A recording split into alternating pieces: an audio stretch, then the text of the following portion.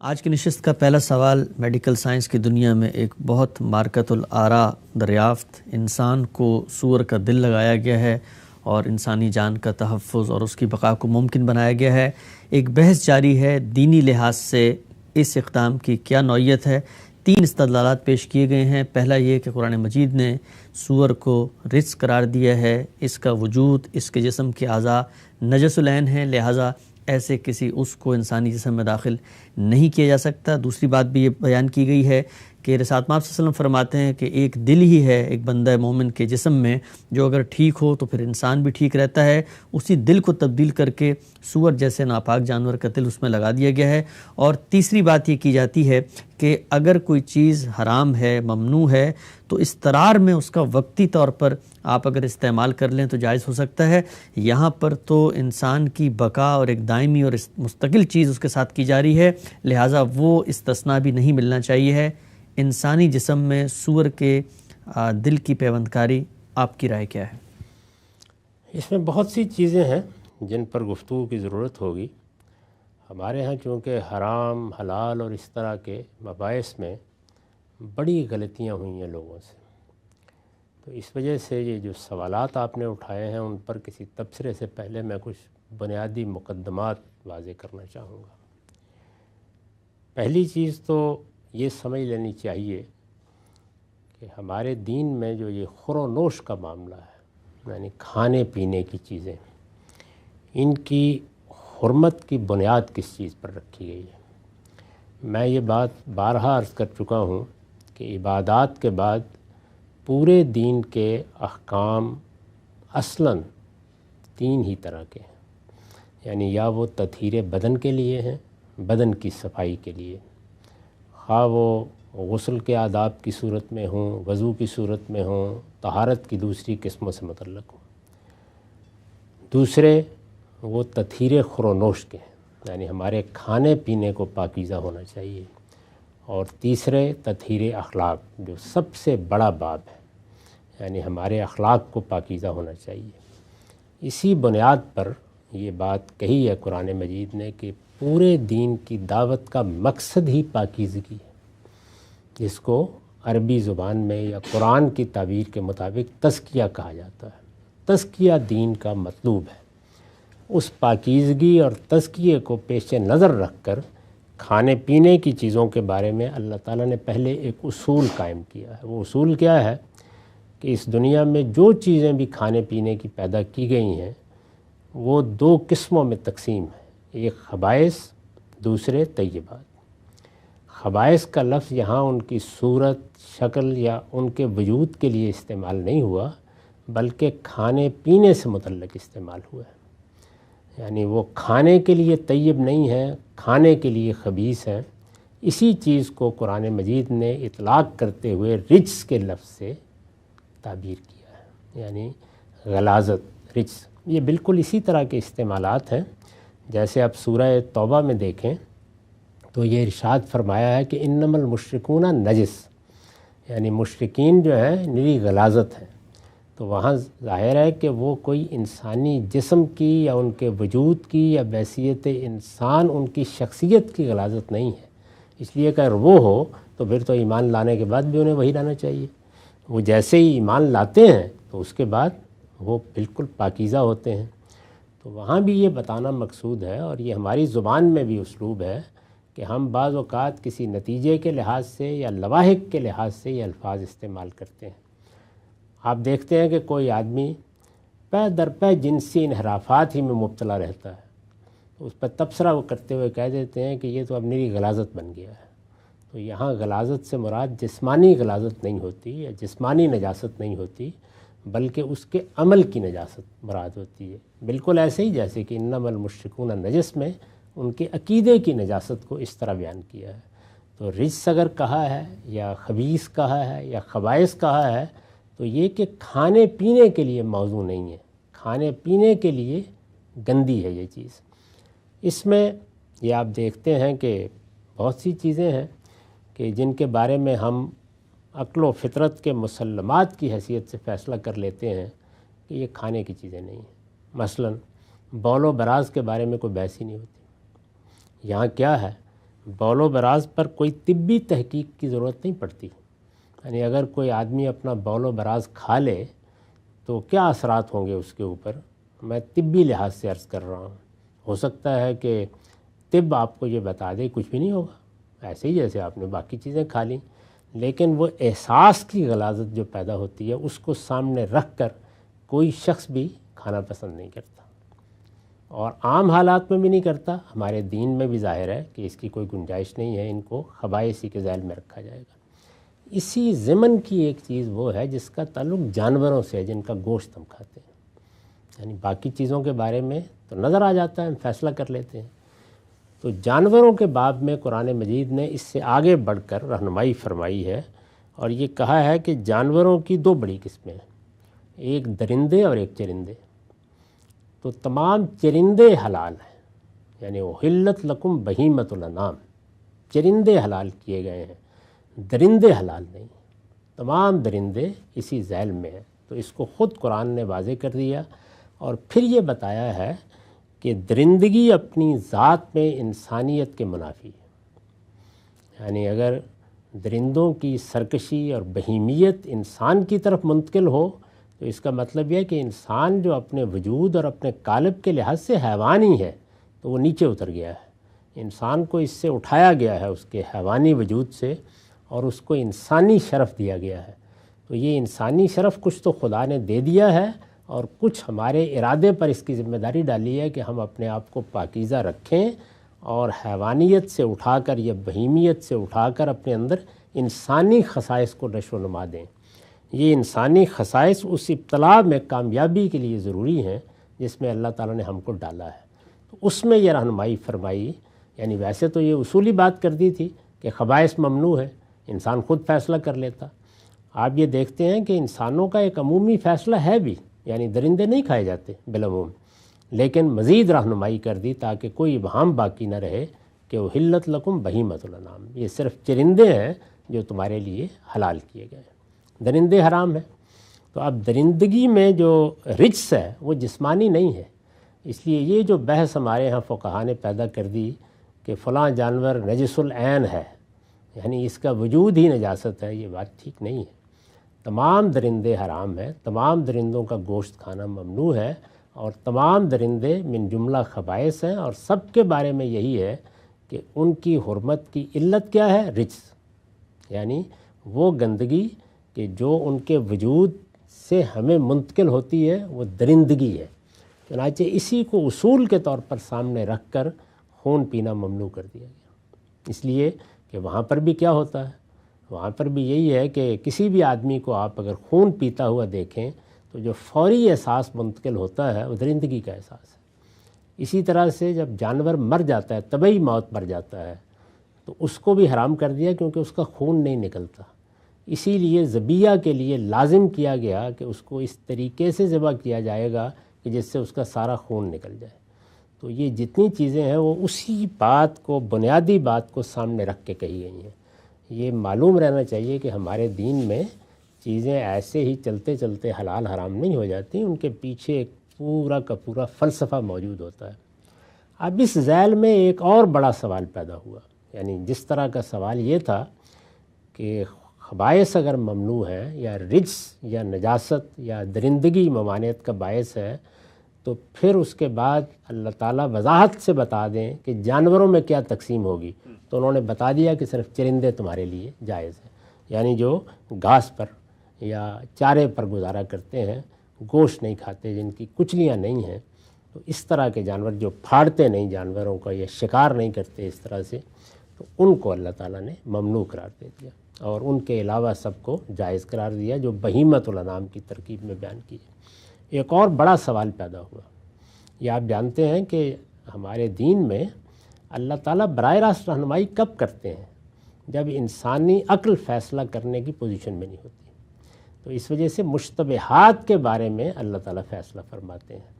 تو جس طرح وہاں یعنی درندگی ایک ایسی چیز تھی کہ ہو سکتا ہے کہ ہم اس کی نجاست کو محسوس نہ کر پاتے، تو اللہ تعالیٰ نے خود وضاحت کر دی.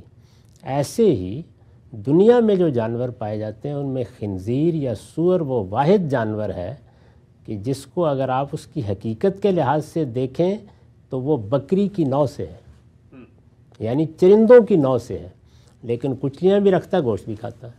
تو یہ ایک مشتبہ جانور تھا۔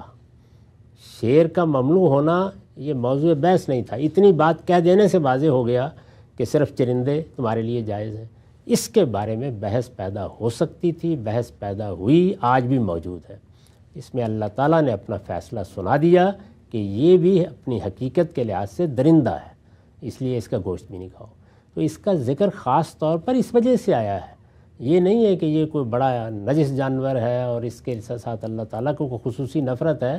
اس سوال کا جواب دینے کے لیے یہ بتا دیا گیا کہ یہ بھی انہی جانوروں میں سے ہے، اور جتنے جانور بھی کھانے پینے کے ہو سکتے ہیں ان میں اگر غور کریں تنہا جانور ہے، اس لیے تنہا نام دے کے اس کو خاص طور پر بیان کیا اللہ تعالیٰ نے۔ وہ پہلے تو اس بنیادی بات کو سمجھ لیں کہ یہ جو رجس ہے یا جو نجاست قرآن نے بیان کیا، فَإِنَّهُ رجس کے الفاظ کہے تو اس کا تعلق کھانے کی نجاست سے ہے، اس کا تعلق خود جانور کی نجاست سے نہیں ہے۔ یہ جو بعض احکام لوگوں نے نکال لیے کہ اب وہ چھو جائے آپ کو، یا ایسے کتوں کے بارے میں یہی چیز پیدا ہو گئی، یہ بالکل بے بنیاد ہے، اس کی کوئی حیثیت نہیں ہے۔ اس طرح کی چیزیں دین کا موضوع ہی نہیں ہوتی۔ کوئی چیز غلیظ ہے نظر آئے گی آپ کو، آپ اس سے اجتناب کریں گے، اپنے آپ کو پاک رکھیں گے، اس کے لیے کسی رہنمائی کی ضرورت نہیں۔ رہنمائی یہ چاہیے تھی کہ درندگی تمہارے لیے کسی طرح شایان شان نہیں ہے، تو درندوں کا گوشت تم نہیں کھاؤ گے۔ اب ظاہر ہے کہ یہاں ایک بڑا سوال پیدا ہوتا ہے، وہ یہ ہے کہ درندوں کا گوشت کھانے سے منع کر دیا تو آخر وہ کیا چیز ہے کہ جو ہم سے متعلق ہوتی ہے؟ تو دو ہی چیزیں ہیں نا، جب بھی آپ کوئی چیز کھاتے ہیں، ایک یہ کہ آپ اس کے لازمی نتیجے کو مانتے ہیں کہ جب آپ کوئی ایسی چیز کھائیں گے تو وہ جا کے کیا کرے گی؟ آپ کی غذا کا حصہ بنے گی۔ آپ کی غذا کا حصہ بنے گی تو آپ کے پورے وجود کے تخلیقی عمل میں شامل ہو جائے گی۔ اس لیے کہ یہ بات تو ہم اب سائنسی طور پر جانتے ہیں کہ ہمارا جسم مسلسل تخلیق ہوتا رہتا ہے، خلیات بنتے رہتے ہیں اور نئے نئے پیدا ہوتے رہتے ہیں۔ تو اس وجہ سے جو کچھ بھی ہمارا وجود ہے اس کا تخلیقی عمل چونکہ مسلسل ایک نئے عمل سے گزرتا رہتا ہے، نئی ایجاد سے گزرتا رہتا ہے، تو اس میں شامل ہو جائے گی۔ اس کا لازمی عقلی نتیجہ یہ نکلے گا کہ جو ہم کھاتے ہیں وہ صرف ہمارے جسم کی تشکیل ہی نہیں کرتا، ہمارے اوپر اس کے اثرات بھی ہو سکتے ہیں۔ دوسرا پہلو کیا ہے؟ دوسرا پہلو یہ ہے کہ جب ہم کوئی اس طرح کی چیز کھاتے ہیں تو احساس کی نوعیت کیا ہوتی ہے؟ جیسے میں نے بول و براز کی مثال دی، تو دو چیزیں ہوئیں، دونوں ہی چیزیں بالکل عقلی چیزیں ہیں۔ تو ہمارے دین میں یہ اصول ہے کہ جب بھی کوئی حکم دیا جاتا ہے تو آپ اس کی حقیقت متعین کرتے ہیں اور جس علت پر وہ حکم مبنی ہوتا ہے اس کو متعین کرتے ہیں، یہ ضروری ہے۔ اور جب آپ علت متعین کر لیتے ہیں تو دو چیزیں ہوتی ہیں، کسی جگہ وہ پائی جائے تو حکم وہاں پہنچ جاتا ہے، نہ پائی جائے یا ختم ہو جائے تو حکم میں استثناء حاصل ہو جاتا ہے۔ تو اس لیے میرے نزدیک یہ بات جو ہے یہ علی الاطلاق کہنی ٹھیک نہیں ہے کہ آپ اگر کھا نہیں رہے، یعنی آپ اگر کوئی برش بنا رہے ہیں بالوں سے اور آپ اگر کھال استعمال کر رہے ہیں تو کوئی سوال پیدا نہیں ہوتا، لیکن آپ اپنے وجود کا حصہ بنا رہے ہیں تو دونوں سوال پیدا ہو جائیں گے۔ یعنی یہ دونوں سوال جو ہیں یہ بالکل منطقی، بالکل عقلی سوال ہیں۔ اس لیے میرے نزدیک یہ اتنا سادہ معاملہ نہیں ہے کہ کھانے کے لیے ممنوع ہے۔ کھانے کے لیے ممنوع ہے تو کسی نتیجے کے لحاظ سے ممنوع ہے، نتیجہ وہی مترتب ہو رہا ہے، آپ کے احساس میں مترتب ہو رہا ہے تب بھی بچنا چاہیے، اور آپ کے وجود میں مترتب ہو رہا ہے تب بھی بچنا چاہیے، دونوں صورتوں میں۔ تو میرے نزدیک علت کا اشتراک یہ کہہ رہا ہے کہ ایک مسلمان کے لیے یہ جائز نہیں ہے، یعنی اس کے جواز کا فتویٰ نہیں دیا جا سکتا، ورنہ دین کی پوری حکمت جو ہے وہ علت سے غیر متعلق ہو جائے گی، اور الاحکام بالعلل وہ اس کے اوپر مبنی ہوتے ہیں۔ تو پہلی تو بنیادی چیز جو میں واضح کرنا چاہتا ہوں وہ یہ ہے کہ ایسا نہیں ہونا چاہیے کہ آپ نے جب یہ پڑھ لیا کہ فلاں چیز فلاں کام کے لیے، آپ کو متعین کرنا پڑے گا کہ اس کی بنیاد کس چیز پر رکھی گئی ہے، اس سے کیا نتیجہ نکلتا ہے۔ اس کو سامنے رکھ کر ہمیشہ علت متعین کی جاتی ہے، اور جب علت متعین ہو جاتی ہے تو حکم کو اس سے متعلق کیا جاتا ہے۔ اس لیے میرا زاویہ نظر بھی یہ ہے کہ اس میں اضطراری کا اصول ہوگا، اور اضطرار کا اصول جو ہے وہ یہی ہے کہ جب آدمی کی جان پر بناتی ہے تو اس کے بعد وہ کسی حرام چیز کو استعمال کر سکتا ہے۔ اگر حرام چیز کو استعمال کر سکتا ہے تو ظاہر ہے کہ اس طرح کے معاملات بھی ہو سکتے ہیں۔ اب جو اصل مسئلہ ہوا ہے اس کو لے لیجئے۔ یعنی سائنس کا کام ہے تحقیق کرنا، وہ تو ذرائع تلاش کرے گی۔ ڈاکٹروں کا کام یہ ہے کہ کوئی آدمی ان کے پاس اپنی جان بچانے کے لیے آتا ہے تو دوا دیں، وہ ڈاکٹر نے دے دی۔ اگر اس کا دل تبدیل کر کے اس کے اندر رکھا جا سکتا تھا تو انہوں نے وہ بھی خدمات پیش کر دیں، کوئی اعتراض اس پر نہیں ہو سکتا۔ یہ سب کام کرانے والا کون ہے؟ اگر تو کام کرانے والا ہمارا عقیدہ رکھتا ہے، ہمارا نقطہ نظر رکھتا ہے، تو ظاہر ہے کہ پھر اس کو یہ سوچنا ہوگا کہ وہ اپنے باطن میں کیا چیز داخل کر رہا ہے، اپنے وجود میں کیا داخل کر رہا ہے۔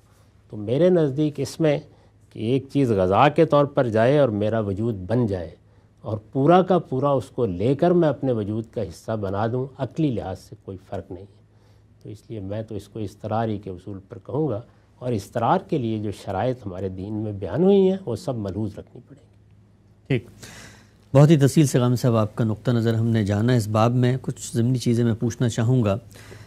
یہ جو آپ نے فرمایا کہ جو بھی حکم دیا جاتا ہے اس کی حقیقت، اس کی علت، یعنی جس ریزن کی بنیاد پہ وہ دیا گیا ہے اس کو دریافت کیا جائے گا، اور وہ ریزن جہاں جہاں پایا جائے گا حکم کا امتداد بھی وہاں تک ہوگا، عقل بھی اس کا تقاضا کرتی ہے، اور عام زندگی میں ہم یہی کچھ کر رہے ہوتے ہیں۔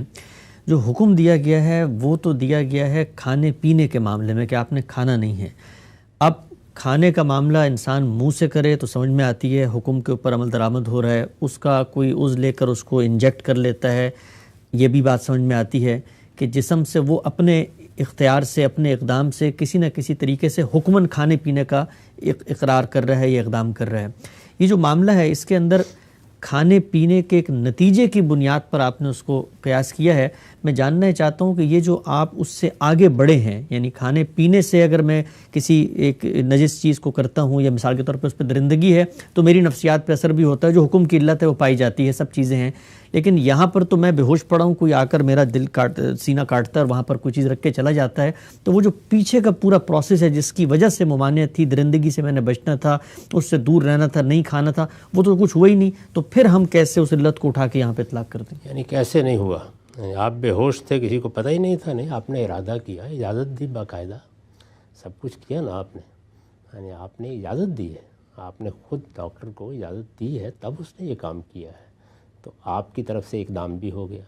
دوسرے یہ کہ آپ نے کھانا تھا تو میں نے ایسا کیا، کھانے کے بعد اس نے جا کے آپ کے اندر کرنا کیا تھا؟ یعنی آپ شیر کا گوشت کھا لیں، آپ بول و براز کھا لیں، کرنا کیا تھا اس نے؟ میں نے دو چیزیں متعین کر کے بتائی ہیں کہ حرمت کی بنیاد یا آپ کا احساس ہے اور یا آپ کے ہاں اس کا آپ کے جسم کا حصہ بننا، یعنی غذا جا کے آپ کو درندگی کا باعث تو نہیں کہتی نا اندر، وہ آپ کے وجود کی تشکیل یا تخلیق کا حصہ بنتی ہے۔ تو یہاں تو آپ نے پورا کا پورا عضو اٹھا کے لگا لیے، یعنی کیا فرق ہوا اس سے؟ ایک غذا سے آپ کے جسم کی تخلیق کا عمل ہو رہا ہے، اس کے خلیات بن رہے ہیں، نئے بن رہے ہیں، یہی کرے گی نا جا کے، اور آپ نے پورا عضو اٹھا کے لے لیا، تو کیا فرق ہوا ان میں؟ دونوں میں کوئی فرق نہیں ہے۔ نتیجے کے لحاظ سے وہی کام آپ نے کیا ہے جو کھانے سے ہوتا، البتہ وہ چیز آپ کے وجود کا حصہ نہیں بنی، وہ آپ کے وجود میں داخل نہیں ہو گئی، وہ آپ کے جسم کا کوئی عضو نہیں بن گئی، آپ نے اسے جان نماز بنا لی ہے، آپ نے اس سے کوئی بچھونا بنا لیا ہے۔ تو شیر کی کھال کے جان نمازیں لوگ بناتے ہیں، پڑھتے ہیں، کوئی حرج کی بات نہیں۔ حرام چیزیں جو ہیں ان کے سب استعمالات بالکل جائز ہیں۔ یہاں مسئلہ یہ پیدا ہوتا ہے کہ کھانے میں دو چیزیں تھیں، اب آپ دیکھیے دونوں کی دونوں پوری منتقل ہو گئی ہیں، جسم کا وہ حصہ بن گیا ہے، وجود کا حصہ بن گیا ہے، اسی طرح سے جس طرح کے باقی جسم کے اعضاء ہیں، اور وہ احساس کہ میرے سینے میں بکرے کا دل دھڑک رہا ہے، سور کا دل دھڑک رہا ہے، وہ احساس جو ہے وہ پوری طرح منتقل ہو گیا۔ دونوں چیزیں اپنی پوری قوت کے ساتھ منتقل ہوئی، اس لیے میں تو اس کو بالکل ناجائز سمجھتا ہوں۔ پہلے سوال سے متعلق ایک بات کی وضاحت کر دوں کہ یہ جو میں نے اپنی رائے بیان کی صرف سور کے بارے میں بیان نہیں کی، تمام حرام جانوروں کے بارے میں بیان کی، یعنی جتنے بھی درندے ہیں ان سب کے بارے میں یہی رائے ہوگی، یعنی شیر کی آنکھ بھی نہیں لگائی جا خیال نہ سکتی۔ کیا جائے، یعنی آپ کو جانوروں میں بھی انتخاب کرنا ہے تو حلال جانوروں ہی کا کرنا ہے، وہاں کوئی سوال پیدا نہیں ہوگا۔ انسان کے بارے میں بھی کوئی سوال نہیں پیدا ہوگا، انسان کے اعضاء کی پیوندکاری پر کوئی اعتراض نہیں ہوتا، اس لیے کہ وہاں در حقیقت انسان کو منتقل کیا جا رہا ہے۔ تو اس لیے یہ دو چیزیں شرعاً ملحوظ رکھنی پڑیں گی۔ ہمارے دین کی بنیاد عقلی مسلمات پر ہے، وہ محض احکام کا ایک مجموعہ نہیں ہے، تو اس لیے اس کی پوری منطق کو سامنے رکھ کر فیصلے کیے جاتے ہیں۔ اور میں نے عرض کر دیا کہ یہاں کوئی اعتراض اس لیے پیدا نہیں ہوتا کہ جس آدمی نے یہ لگوایا ہے وہ سور کھانے کو ویسے ہی بہت جائز سمجھتے ہیں۔ ڈاکٹر کا کام یہ ہے کہ جو آدمی اس کے پاس آیا ہے وہ بتائے گا کہ اس کو کیا چاہیے، وہ اپنی جان بچانا چاہتا ہے، اس کا کام یہی ہے کہ جان بچانے کے لیے جو بھی چیزیں طب جدید میں یا قدیم میں موجود ہوں ان کو پوری طرح سے استعمال کرے۔ میں اس کی جگہ اگر ہوں گا تو میں یہ پسند کروں گا کہ میں اپنے پروردگار کی بارگاہ میں حاضر ہو جاؤں، لیکن اس طرح کی کوئی چیز اپنے لیے اختیار نہیں کروں گا۔ تو یہ میں پوری بات چاہتا تھا کہ واضح کر۔ ایک نقطہ اس پر ہم سے پوچھنا چاہتا ہوں، وہ یہ کہ انسان کا عضو بھی تو ہم انسان میں داخل کرتے ہیں، اور انسان کے بارے میں ہم جانتے ہیں وہ گوشت بھی کھاتا ہے، اور انسان وہ درندہ نہیں، وہ تو انسانیت کی شرف لے کے آ گیا ہے، اس کے پورے وجود کو خدا نے پاک کیا ہے، اس کے اندر اپنی روح پھونکی ہے، تو درندہ نہیں، اس کے اوپر حرمت کا وہ اطلاق ہی نہیں ہوتا۔ انسان کا اپنا شرف ہے جس کی وجہ سے ہم انسان کا گوشت نہیں کھاتے یا مارتے نہیں اس کو۔ ٹھیک، اچھا غم سے ایک اور ضمنی پہلو یہ کہ اگر سور کا دل لگانے سے پہلے اس کے اندر کوئی جینیاتی تبدیلی کر دی جاتی ہے، جینیٹیکل ماڈیفیکیشن ہو جاتی ہے، اور سور کے خصائص ہی باقی نہیں رہتے، گویا کہ وہ ایک دل ایک مشین ہی بن گیا ہے، اس کے اندر جو پہلے خاصیتیں تھیں یا وہ پہلے اس کے اندر جو جراثیم یا چیزیں تھیں وہ تبدیل ہو گئے ہیں، تو اب اس صورت کے اندر پھر کیا حکم ہوگا؟ اگر ایسی تبدیلی ہو گئی ہے اور سائنسی لحاظ سے اس کے بارے میں اہل علم اپنا ورڈکٹ دے دیتے ہیں، یعنی وہ متعین طور پر بتا دیتے ہیں کہ اب اس کی ساخت، اس کی حقیقت بالکل تبدیل کر دی گئی ہے، پھر کوئی حرج نہیں، پھر کوئی اعتراض بھی باقی نہیں رہتا، پھر تو وہ گوشت کا ایک لوتھڑا ہے، اس کے سوا کوئی حیثیت نہیں ہے اس کی۔ ہم سب آپ کی رائے سامنے آ گئی۔ انسانی جسم میں سور کے دل کی پیوند کاری کے بارے میں دین کیا کہتا ہے، آپ کے افکار و نظریات کو ہم نے جانا۔